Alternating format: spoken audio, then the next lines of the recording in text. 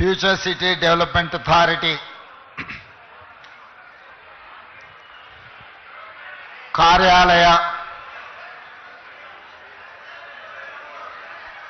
పునాది కార్యక్రమానికి అదేవిధంగా కొంగర కలాన్ నుంచి ఆమన్గల్ వరకు దాదాపుగా 45 కిలోమీటర్లు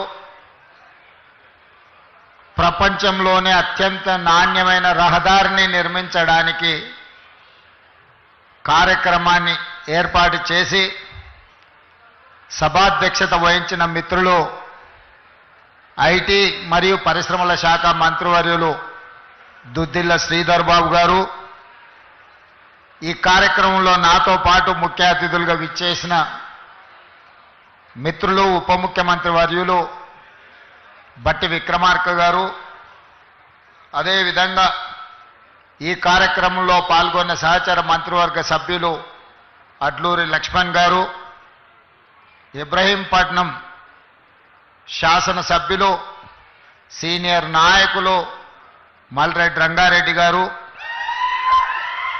ఈ కార్యక్రమాన్ని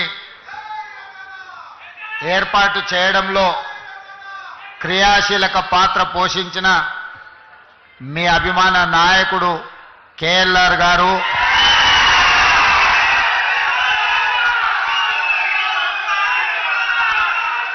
అదేవిధంగా ప్రభుత్వ సలహాదారులు, శాసన మండలి సభ్యులు, వివిధ కార్పొరేషన్ల చైర్మన్లు, మాజీ మున్సిపల్ మేయర్లు, ప్రభుత్వంలో వివిధ హోదాలలో పనిచేసిన ప్రజాప్రతినిధులు, అదేవిధంగా మున్సిపల్ అడ్మినిస్ట్రేటివ్ శాఖకు సంబంధించిన ఉన్నతాధికారులు, ఫ్యూచర్ సిటీ డెవలప్మెంట్ అథారిటీ ఉన్నతాధికారులు, ఈనాడు ఈ కార్యక్రమాన్ని విజయవంతం చేయడానికి విచ్చేసిన యువమిత్రులందరికీ కూడా దసరా శుభాకాంక్షలు తెలియజేస్తున్నా. విజయదశమి మనందరికీ విజయాలనే చేకూరుస్తుంది. ఇవాళ వాతావరణ శాఖ 4-5 రోజుల నుంచి హెచ్చరిస్తున్నది. విపరీతమైన వర్షాలు, ఎవరు బయటికి వెళ్ళకండి, ఈ వర్షాలు మొత్తం వ్యవస్థలన్నిటిని కూడా దిగ్బంధం చేస్తాయి. కానీ ఒక మంచి సంకల్పంతో, ఒక మంచి ఆలోచనతోటి ఈనాడు ఈ అభివృద్ధి కార్యక్రమాల ప్రారంభోత్సవం పెట్టుకుంటే వాతావరణం ఎంత అనుకూలంగా ఎంత గొప్పగా సహకరించిందో నాకు తెలిసి ఈరోజు ఉదయం కూడా వర్షం పడ్డట్టుంది. ఇక్కడ మీరందరూ ఇండ్లలో నుంచి బయలుదేరే ముందు వర్షం వస్తుంది, కార్యక్రమం ఏ విధంగా కొనసాగుతుందో అని మీరందరూ ఆందోళన చెంది ఉంటారని నేను అనుకుంటున్నా. కానీ మనమందరం మనసులో ఎలాంటి కల్మషం లేకుండా భవిష్యత్ తరాల కోసం ఈనాడు ఒక భారత్ ఫ్యూచర్ సిటీని ఈ ప్రాంతంలో ప్రారంభించుకోవాలని అనుకుంటే వరుణ దేవుడు కూడా ఈరోజు మనకు సహకరించి ఈ కార్యక్రమాలను ముందుకు తీసుకెళ్లడానికి ఈరోజు మనకు అవకాశం దొరికింది. చాలామంది కుట్రలు కుతంత్రాలు చేస్తున్నారు, నోటికొచ్చింది మాట్లాడుతున్నారు. చెయ్యకూడని రాద్ధాంతం చేయడమే కాదు, ఎన్నో రకాల ఆరోపణలు చేస్తున్నారు. ఇక్కడ రేవంత్ రెడ్డి గారికి ఓ భూములు ఉన్నాయి, ఆయన కోసం నగరం కట్టుకుంటుండని. మీ అందరికీ తెలుసు, ఒకవేళ భూమి ఉంటే తెలియంది కాదు, ఇదేమి రహస్యంగా ఆశ పెట్టుకునే వజ్రాలు కావు, ఎక్కడో లాకర్లో పెట్టుకొని. భూమి ఉంటే భూమి మీదనే ఉంటుంది, భూమి ఉంటే దానికి రెవెన్యూ రికార్డు ఉంటుంది. ఈరోజు నేను నా గురించో నా సహచార మంత్రివర్గ సభ్యుల గురించో నేను ఆలోచన చేయడం లేదు. ఇంకా ఒక మాట చెప్పాలంటే, ఈనాడు బతుకున్న మన కోసం కాదు, రేపు భవిష్యత్తులో పుట్టబోయే మన పిల్లలు, వాళ్ళ పిల్లలు, వాళ్ళ పిల్లలు, వాళ్ళ ఫ్యూచర్ కోసం నేను ఈరోజు ఆలోచన చేస్తున్నా. పెద్దలు బట్టి విక్రమార్క గారు చెప్పినట్టు 436 సంవత్సరాల క్రితం కులీ కుతుబ్ షాహీ గారు హైదరాబాద్ నగరానికి పునాది రాయి వేసినప్పుడు చెరువుల్లో, నదుల్లో ఏ విధంగా అయితే చేపల సమూహం ఉంటుందో నా హైదరాబాదు నగరంలో కూడా ప్రజలు ఆ విధంగా ఉండాలి, పెంపొందాలి అని కోరుకున్నాడంటే 436 సంవత్సరాల క్రితం కులి కుతుబ్ షాయి వేసిన పునాది రాయి ఈరోజు మా నగరం గొప్ప నగరం హైదరాబాదు నగరం మాకుందని మనం గర్వంగా చెప్పుకునే పరిస్థితులు ఈరోజు మనకు వచ్చినాయి. ఆ తర్వాత నిజాం నవాబ్ 220 సంవత్సరాల క్రితం సికింద్రాబాద్ ప్రాంతాన్ని అభివృద్ధి చేస్తే ఈరోజు జంట నగరాలుగా హైదరాబాద్ సికింద్రాబాద్ ఉన్నది అని చెప్పి ఈ దేశం ముందు తలెత్తుకొని నిలబడే ఒక గొప్ప గర్వకారణం ఈరోజు మనకు వచ్చింది. అంతటితో ఆగలే అభివృద్ధి. ఆనాడు చంద్రబాబు నాయుడు గారు, డాక్టర్ వైఎస్ రాజశేఖర రెడ్డి గారు మాకెందుకులే మేము ఉన్నప్పుడు ఏదో కాలం గడిపేస్తే చాలు అనుకొని ఉంటే ఇవాళ సైబరాబాద్ వచ్చి ఉండేది కాదు, హైటెక్ సిటీ కట్టి ఉండేవాళ్ళు కాదు, ఔటర్ రింగ్ రోడ్ ఈరోజు మన కళ్ళ ముందల ఉండేది కాదు. ఈరోజు శంషాబాద్లో అంతర్జాతీయ ఎయిర్పోర్టు ప్రపంచంలోనే వన్ ఆఫ్ ద బెస్ట్ ఎయిర్పోర్ట్గా గుర్తింపు పొందింది అని అంటే ఆనాడు ఆ నాయకులు కూడా ఒక ఆలోచన చేయబట్టే ఈరోజు ఫార్మాలో మనం ప్రపంచాన్ని శాసిస్తున్నాం, ఐటీ రంగంలో ప్రపంచంతో పోటీ పడుతున్నాం. సిలికాన్ వ్యాలీలో ఈరోజు మన పిల్లలు గొప్ప గొప్ప పొజిషన్లో ఉన్నారు అని అంటే ఆనాటి నాయకులు ఒక ప్రణాళికబద్ధమైన ఆలోచన చేసిండ్రు కాబట్టి ఈరోజు ప్రపంచంతో పోటీ పడగలుగుతాం. అందుకే మిత్రులారా, గతం నుంచి భవిష్యత్తుకు పునాదులు వేసుకోవాలి. గత అనుభవాలు మన భవిష్యత్తుకి ప్రయోజనకరంగా ప్రణాళికలు మనం రచించుకోవాలి. మరి కులి కుతుబ్ షాయి కావచ్చు, నిజాం ప్రభువులు కావచ్చు, లేదా ఉమ్మడి రాష్ట్రంలో ఉన్న ముఖ్యమంత్రులు కావచ్చు, వాళ్ళ నుంచి మనం నేర్చుకోవాల్సింది మంచి ఉంటే నేర్చుకోవాలి, అది మన భవిష్యత్తుకు పునాదులుగా మార్చుకోవాలి అన్నదే ఈరోజు ఈ వేదిక మీద ఉన్న నా సహచర మంత్రివర్గ సభ్యులు, మా శాసనసభ్యులు నా ఆలోచన. ఈరోజు భారత్ ఫ్యూచర్ సిటీ మన భవిష్యత్ తరాల కోసం, మన భవిష్యత్ తరాలు ఈరోజు మనము మాట్లాడితే మన వాళ్ళు అప్పుడప్పుడు మిత్రులు చెప్తుంటారు న్యూయార్క్ అద్భుతంగా ఉంటుంది. అవును, బాగానే ఉంటుంది న్యూయార్క్.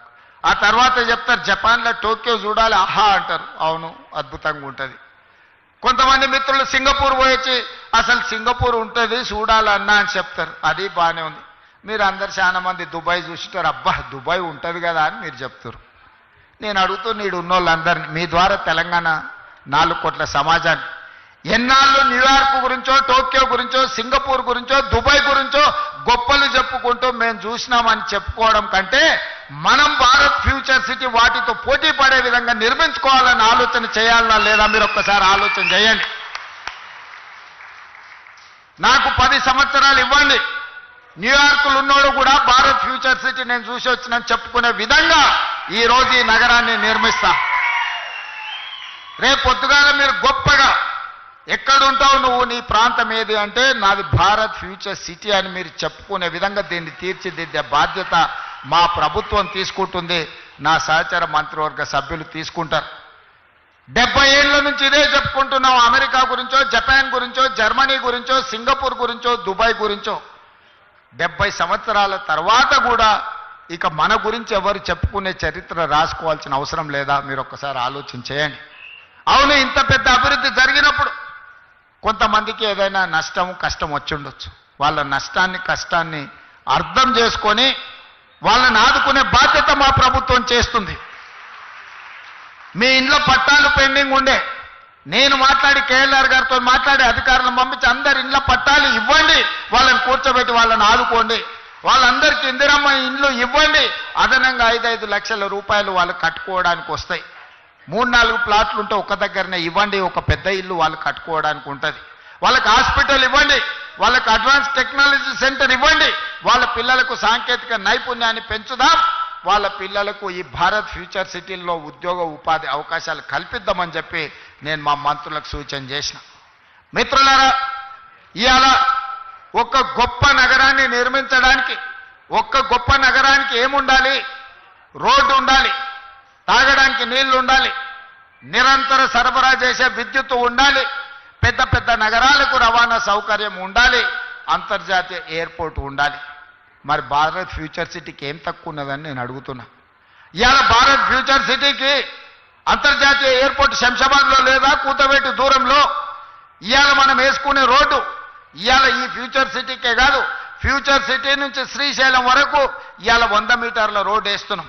ఇవాళ ఈ ఫ్యూచర్ సిటీని బెంగళూరుకి అనుసంధానం చేసుకుంటూ రోడ్డు వేయడమే కాదు, బుల్లెట్ ట్రైన్ తీసుకురావడానికి కేంద్ర ప్రభుత్వాన్ని ఒప్పించినాం. ఇవాళ ఆంధ్రప్రదేశ్ ముఖ్యమంత్రి గారు అంటున్నారు మేము అమరావతి కట్టుకుంటామని. ఆ అమరావతికి అనుసంధానం చేసుకుంటూ మచిలీపట్నం పోర్టు ఒకప్పుడు నిజాం ఉన్నప్పుడు మనతో ఉండేది. ఇవాళ తెలంగాణకు పోర్టు లేదని మనం ఎప్పుడు అనుకుంటాం. దక్షిణ భారతదేశంలో పోర్టు లేని రాష్ట్రం ఒక తెలంగాణ రాష్ట్రమే.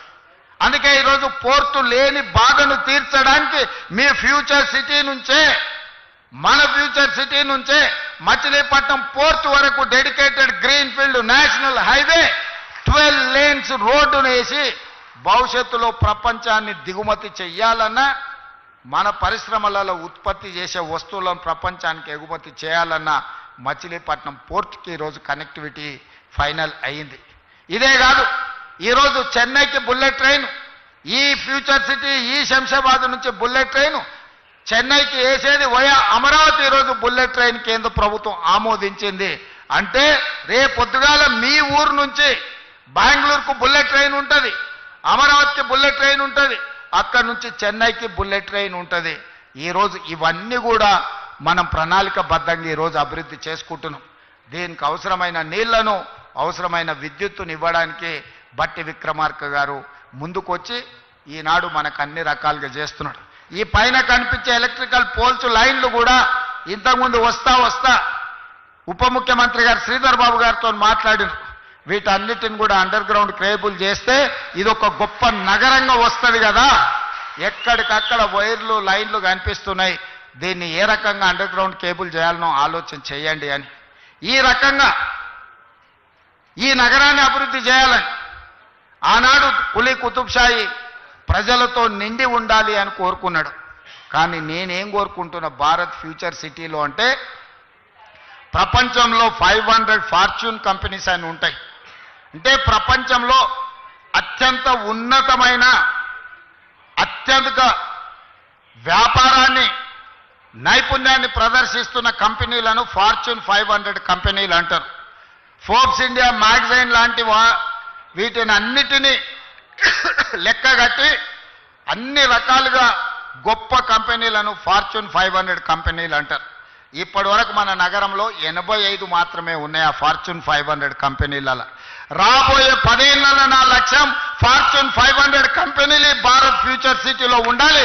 ప్రపంచంలో ఉండే ప్రతి కంపెనీ గొప్ప కంపెనీ ఫ్యూచర్ సిటీలో ఇన్వెస్ట్మెంట్ పెట్టే విధంగా ఫార్చ్యూన్ 500 కంపెనీలను మీ గ్రామానికి, మీ ఊరికి తీసుకొచ్చి ఇదొక పెద్ద గొప్ప నగరంగా తీర్చిదిద్దే ప్రణాళికలు ఈరోజు మన ప్రభుత్వం చేస్తుంది.